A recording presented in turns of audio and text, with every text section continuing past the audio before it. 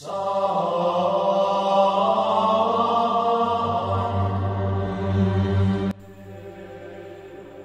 bertemu kembali bersama Miss Nur dalam pembelajaran Pendidikan Agama Buddha kelas 10. Pada pertemuan kali ini kita akan melanjutkan materi kita tentang sejarah perkembangan agama Buddha. Dan pada pertemuan kali ini pokok bahasan kita adalah tentang sejarah perkembangan agama Buddha pada masa zaman penjajahan. Adapun pada masa zaman penjajahan kita mengalami dua masa, yaitu masa gelap dan masa kebangkitan. Namun sebelumnya mari bersama-sama kita mengawali dengan doa nama Karagata.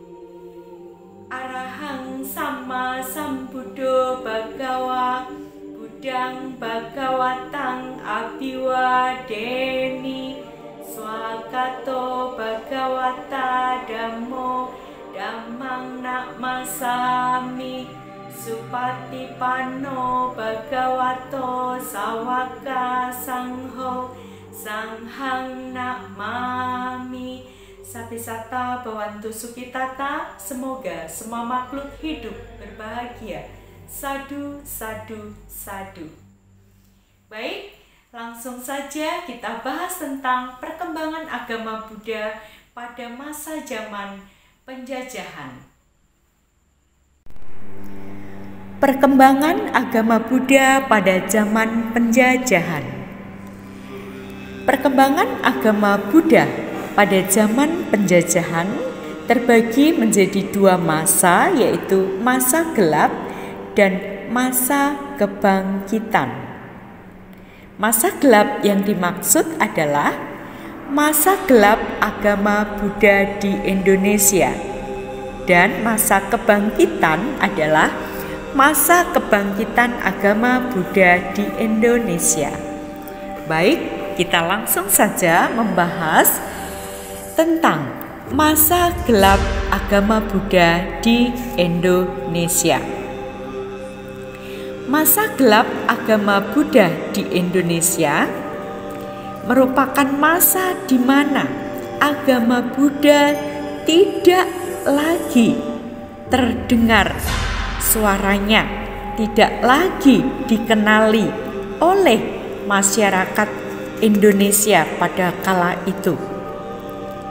Adapun ada beberapa faktor yang menyebabkan masa gelapnya agama Buddha di Indonesia. Ada faktor internal dan faktor yang lainnya. Dari faktor internal, keadaan agama Buddha secara umum di Majapahit diduga menjadi faktor pengaruh hancurnya agama Buddha itu sendiri. Faktor internal yang dimaksud adalah misalnya kecenderungan sinkretisme agama Buddha dan Hindu, dan praktek penyimpangan ajaran seperti berkembangnya praktek-praktek tahayul dan lain-lain, serta semboyan Bhinneka Tunggal Ika Tanhama Dharma Mangrowa yang tidak dipahami dengan baik oleh kebanyakan orang awam, diduga juga menjadi sumber praktik keagamaan yang tidak semestinya. Adapun faktor lainnya yaitu dari sisi politik. Faktor dari sisi politik ini hal yang berpengaruh terhadap kehidupan agama Buddha pada zaman Majapahit adalah adanya perebutan kekuasaan. Dan faktor lain dari sisi sosial adalah secara umum agama Islam sudah mulai meluas di Indonesia pada waktu itu. Hal ini dapat diketahui dari berita laporan Rui de Brito, seorang gubernur Portugis di Malaka pada tahun 1514, yang menyatakan bahwa di Jawa masih ada raja yang bukan Islam, yaitu Raja Sunda dan Raja Jawa. Berita yang sama juga disampaikan oleh Antonio Pigafetta tahun 1522. Dari berita-berita tersebut dapat disimpulkan bahwa agama Buddha sudah tidak berpengaruh lagi dan digeser oleh agama baru.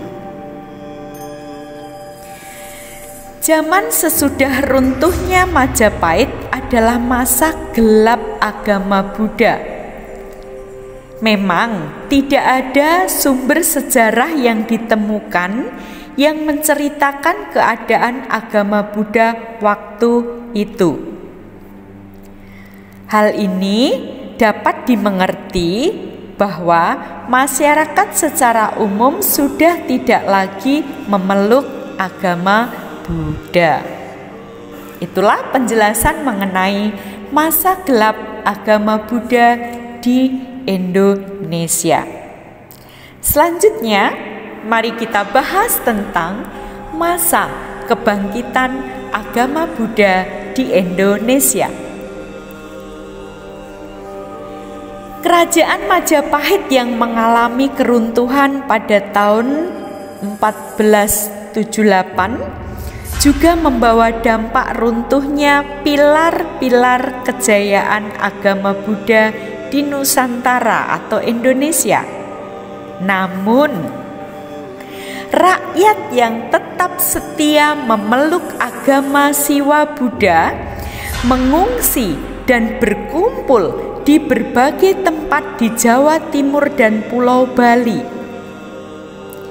Namun sebuah literatur kuno mengatakan bahwa agama Buddha di Indonesia akan tertidur dalam 4 zaman dan akan bangkit kembali setelah 500 tahun kemudian semenjak runtuhnya Kerajaan Majapahit pada tahun 1478 atau 1478.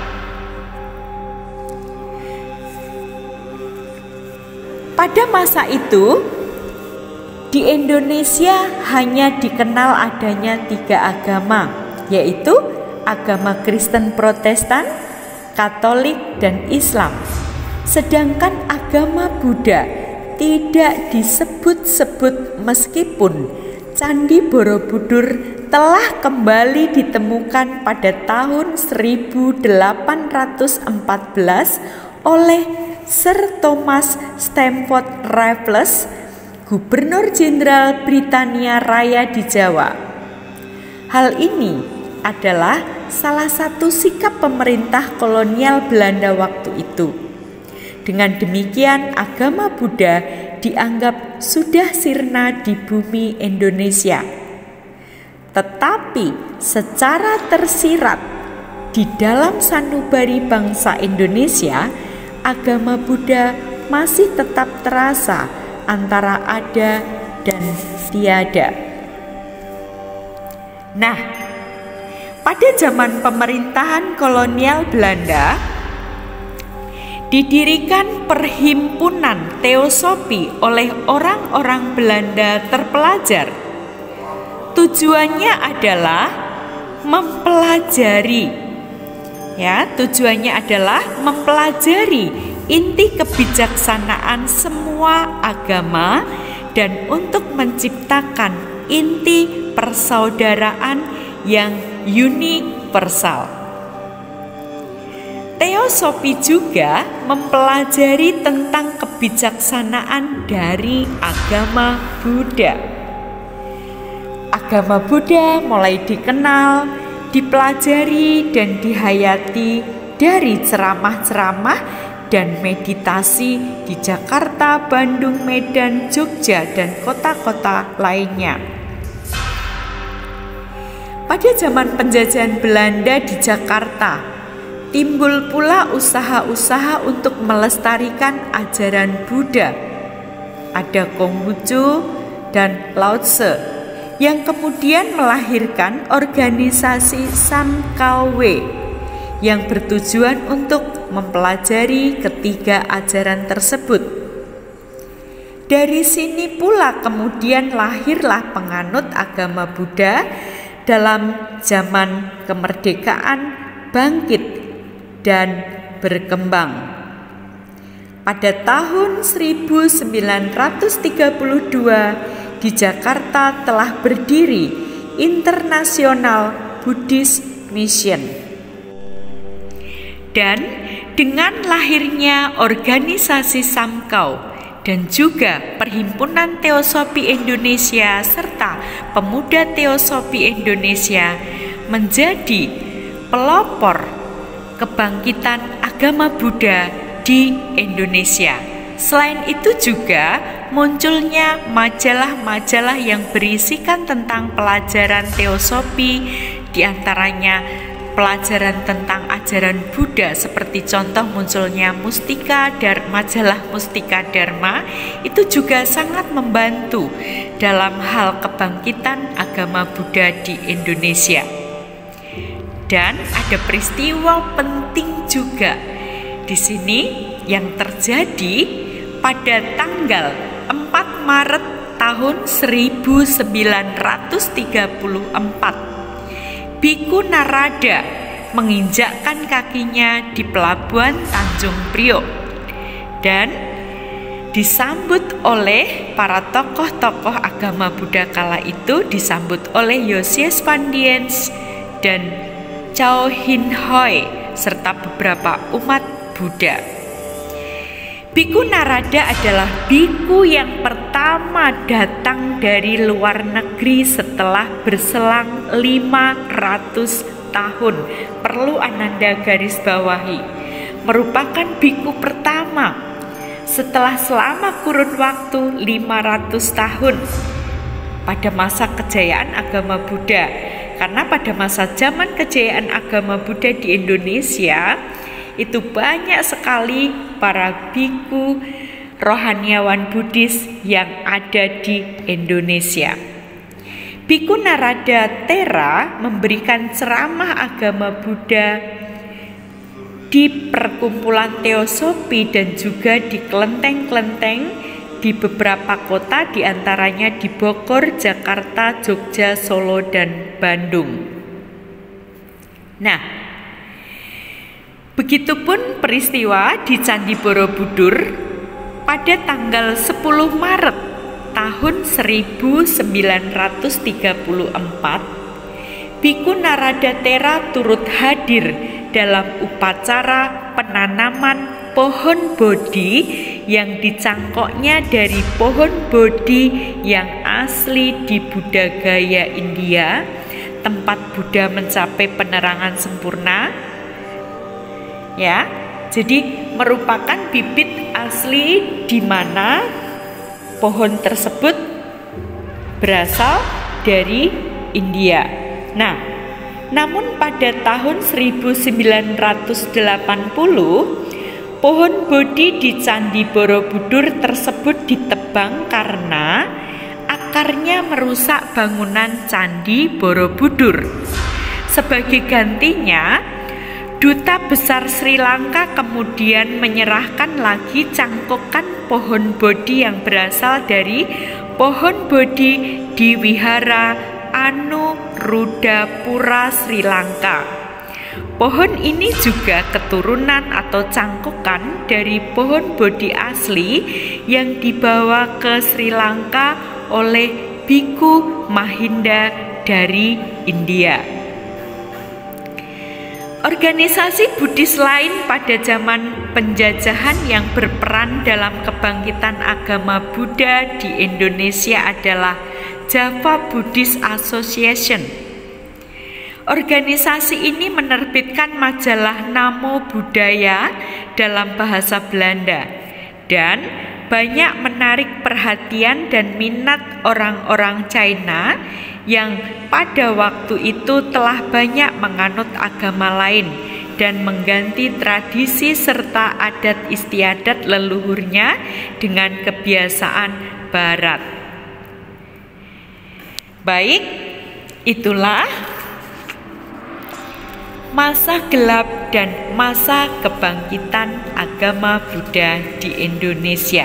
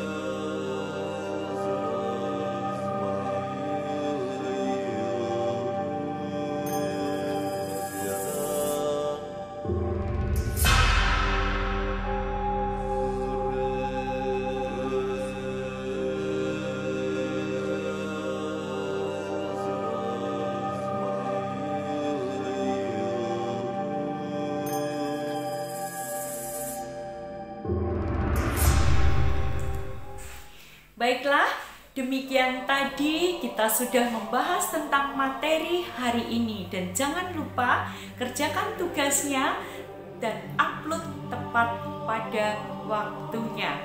Dan pertemuan kali ini kita akhiri dengan Sabisata Bhawantu Sukhitata. Semoga semua makhluk hidup berbahagia. Sadu, sadu, sadu. Sampai jumpa di pertemuan berikutnya.